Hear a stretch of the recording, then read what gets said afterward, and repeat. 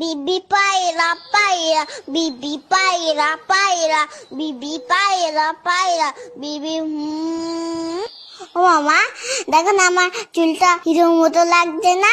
হ্যাঁ তো, তবে বাবান চুলটা আরেকটু কাটিয়ে নিয়ে আসি চল, তাহলে পারফেক্ট হিরো লাগবে। ও মা শোনো, তুমি দোকানদারকে বলবে আমাকে যেন হিরোর মতো চুল কাটিয়ে দেয়, পুরো যেন শাহরুখ খানের মতো দেখতে লাগে। ও মা বলো না, বলবে তো? বলবে না তো? উফ, চুপ কেন করে রয়েছো, কথা কেন বলছো না? হ্যাঁ হ্যাঁ রে বাবা, দোকানদারকে বলবো তোকে শাহরুখ খানের মতনই চুল কাটিয়ে দেবে। ওকে। কি বৌদি, কেমন আছেন? খবর সব ভালো তো? হ্যাঁ দাদা ভালো। আরে বাবান, কেমন আছো? হ্যাঁ ভালো আছি, তবে আমার কিন্তু হিরোর মতো চুল কেটে দিতে হবে। তুমি পারবে তো? আগে বলো, নয়তো তোমার কাছে কাটবো না। সব রকম কাটতে পারি আমি, তুমি এখানে এসে বসো।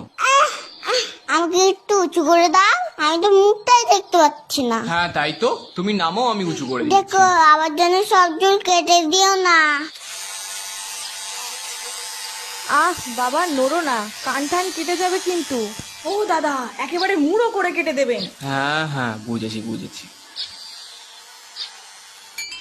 আহ, আমার চুলগুলো কোথায় গেল? ও বাবান, তুমি কাঁদছো কেন? তোমাকে তো রোজনীকান্তের মতো লাগছে দেখতে।